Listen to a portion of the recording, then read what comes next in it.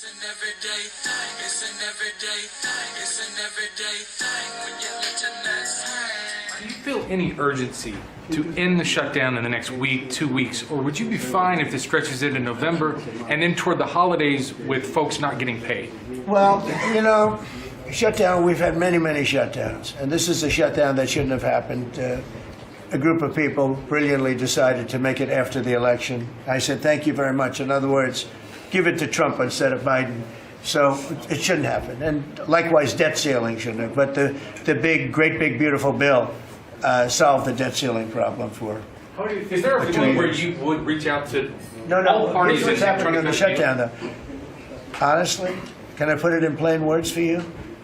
And you're a smart guy, so you all understand, but a lot of people don't. The Democrats are getting killed on the shutdown because we're closing up programs that are Democrat programs that we were opposed to. So we're being able, and they're never going to come back in many cases. So we're being able to do things that we were unable to do before. So we're closing up programs that are Democrat programs that we wanted to close up or that we never wanted to happen, and now we're closing them up. And we're not going to let them come back. The Democrats are getting killed. And we're going to have a list of them on Friday, closing up some of the most egregious, socialist, semi-communist, probably not full communist, we're saving that for New York, but semi-communist programs, and we're closing them up. We're not closing up Republican programs. All right, so like I said yesterday, I'm gonna try to explain some of this stuff. I did do some research on these. Democratic continuous resolution spread nearly $200 billion on healthcare subsidies for illegal immigrants and non-other citizens. Now, these are, I don't know what the full list is going to entail, but this at least is the healthcare part. I'm gonna wait till Trump releases the full list tomorrow, Friday, October 17th. Okay, and then I guess we'll discuss that. But let's start with Section 71109, ending Medicare funding for most non-citizens. Donald Trump, or not Donald Trump, but they also have the facts. This is the facts that the Republicans have on the whitehouse.gov website. It says Democrats' proposal will once again allow those improperly granted asylum and parole under Biden's open border scheme to receive Medicaid. Democrats' proposal would require Medicaid to pay more for emergency care provided to illegal aliens than it does for American patients who are disabled, elderly, or children. Got to throw that in. Got to throw the elderly and children in there, and you're going to get them every time with that one. Democrats' proposal would allow California to continue to exploit a loophole to fund Medicaid for illegal aliens. This one I would agree with shutting down or stopping, because I don't know if it's a loophole that grants California more money from the federal government. I don't know what they're doing. Somebody broke it down in another video. Maybe I can find it and put it back out there. Democrats' proposal will reinstate a special Obamacare subsidy for non-citizens for which low-income American citizens are not eligible. Democrats' proposal will repeal a generational $50 billion investment in rural health care. Democrats' proposal would take health savings accounts away from 10 million American citizens. Now, let's start with ending Medicaid funding for non-citizens. And that goes Section 1109 of the One Big Beautiful Bill Act of 2025. The OBBBA will end federal Medicaid for children's health insurance programs, that's CHIP, funding for most non-citizens. This change signed into law July 2025. Who is affected? The law eliminates Medicaid and CHIP eligibility for many lawfully present immigrants, including refugees and asylees, certain parolees, and victims of human trafficking or domestic violence. That is the people who are lawfully here. They're immigrants, but they're not illegal immigrants, okay?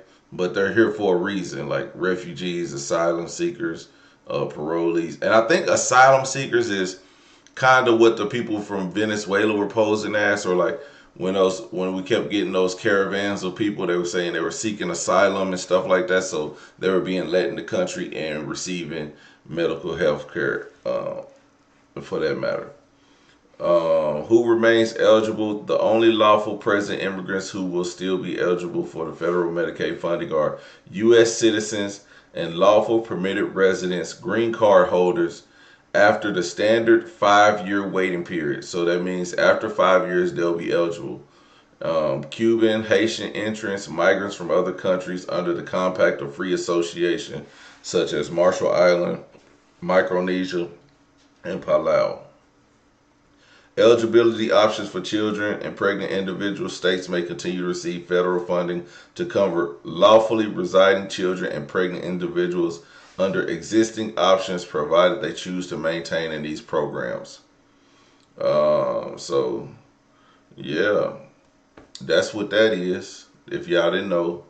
The next one is for the One Big Beautiful Bill Act, ending enhanced FMAP for emergency care to illegal immigrants. The key changes under this section, where it says states will only receive the regular load. Some states receive. Oh, here you go. Okay, some section eliminates the enhanced federal matching rate (FMAP) that some states receive for providing emergency Medicaid to undocumented immigrants. Okay? That's what they want to end. Okay? The change affects emergency Medicaid services provided to individuals who would otherwise qualify for Medicaid but are ineligible due to their immigration status. In some states that adopted the ACA Medicaid expansion, this population previously qualified for an enhanced 90% federal match for emergency care. So yeah, I mean, so people who didn't get Medicaid, which this is $28 billion, people who didn't get Medicaid still received they received emergency Medicaid, and those are to the undocumented immigrants. Now, non-citizens, that's $6 billion. But for the illegal immigrants, that's $28 billion. Damn. Y'all trying to give $28 billion to non-documented? Shit. Okay. That's what y'all wanted to know. This is the truth. Okay, Democrats that's what they doing. And this is the research. This is showing what these programs, what they pay for. Okay. The federal government will only reimburse states for these emergency services at the standard Medicaid matching rate, which is typically ranges from 50% to 80% depending on the state. This change means less federal funding and a higher financial responsibility for legal mandated emergency care. The Congressional Budget Office projects that this provision will save the federal government $28 billion over 10 years. So there you have it.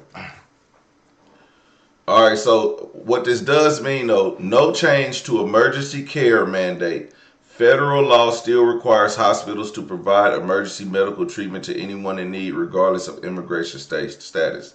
The change in the federal match rate shifts the cost burden, but it does not eliminate the requirement for hospitals and states to provide this care. States and hospitals that care for immigrant populations are expected to be significantly affected by the reduced federal funds. It is anticipated that budget-constrained states will face increased pressure to cover the cost, or that providers could see lower reimbursement rates. Boy, that's what they mean when they say, if y'all cut this, if the government cuts this, it's going to cost those medical providers it's going to cost the state, because then the hospitals are going to ask for the state to give money. And what is the state going to do? Raise your taxes, America. So you're going to be paying more state taxes, regardless. Hey, it's a win. It's a lose-lose situation on that.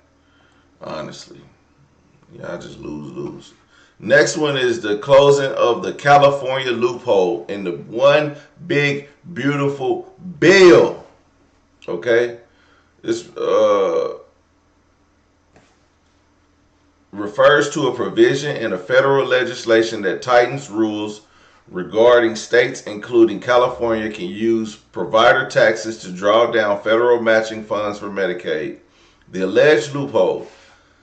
This provision targeted what some critics call a money laundering scheme. States like California were accused of using creative accounting with provider taxes to receive federal funds without an equivalent state contribution. This issue particularly is relevant to California's expansion of Medicaid to cover unauthorized immigrants. Critics argued the loophole was used to secure additional federal money for this purpose, while some analysis state that the provision itself does not prevent the state from covering undocumented immigrants with state funds. Okay, so like I said, we covered this in another video on how California is bringing in this money. Okay, and they bringing it in because they're doing the right thing first, but then on the back end they're billing the government as if it was something else. All right, so let's go to the next one. Medicare funding for most non-citizens. This should be great. A provision that terminates Medicare eligibility for many lawful present non-citizens. The new rule, which took effect immediately for new enrollees, will affect immigrants who have worked in the U.S. and paid Medicare taxes but do not have a specific eligible status. This will go in effect January of 2027. Medicare coverage will be terminated for non-citizens who previously eligible but are not of one of the following: lawful permitted residents, green card holders, individuals who have worked and paid Medicare taxes for 10 or more years can continue to receive premium-free Part A. Cuban and Haitian entrants. Certain individuals from Cuba and Haiti remain eligible. Migrants from Marshall Islands, Micronesia, and Palau remain eligible. Who will this terminate coverage for? A wide range of lawfully present immigrants, including asylees and refugees, survivors of domestic and trafficking, individuals with temporary protective status, individuals with deferred action, including DACA recipients, individuals with work visas or other temporary visas. Which is crazy because if you go back to the first one, it says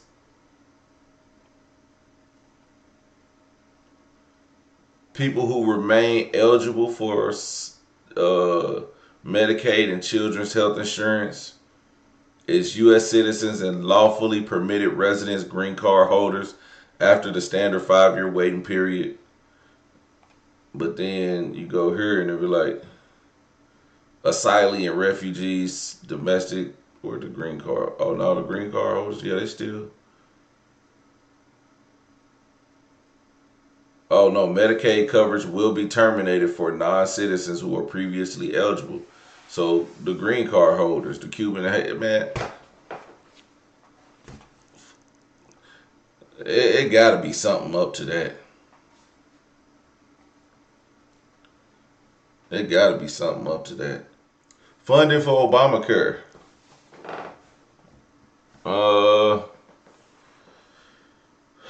New laws restrict eligibility for Affordable Care Act marketplace subsidies over federal health programs for many lawfully present immigrants who are not lawful permanent residents, Cuban, Haitian entrants, and COFA migrants. This includes refugees, asylees, and individuals with temporary protected status.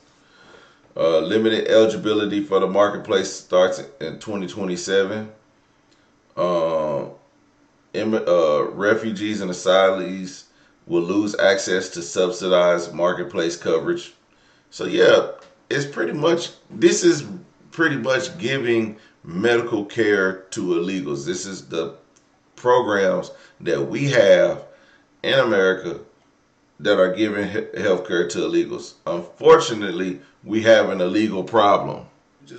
We on here trying to figure out why is our government shut down? Are they really funding illegals? Absolutely. This is here in black and white. But it comes at a cost. Now, if Trump is getting rid of the illegals, then eventually some of the money that's being spent on the illegal immigrants, it'll eventually go down, right? Eventually. Right now we have such high numbers because we have constant people coming in illegally. So you fight one, you'll eventually alleviate the other. If you fight the immigration, the illegal immigration, then you'll essentially fight the money. But fund these people, fund these hospitals until we can stop funding these hospitals. I mean, until we can stop the illegal immigration. Now, what will that call for? Maybe if we treat these people and as a reimbursement, you turn them into ICE. I guess I don't know what you should do, but I'm just saying they can't continue to keep getting services from us. If we're gonna stop them, just stop the illegal immigration like he's been doing, and then our medical costs will go down eventually. It won't happen overnight, but it will eventually. Just like illegal immigration ain't gonna stop overnight unless you live in Chicago or Memphis. You here one morning, next morning you on the bus going back to wherever you came from. But eventually we'll get somewhere. This is from the White House. This is whitehouse.gov. This is the actual whitehouse.gov. The actual website for our White House.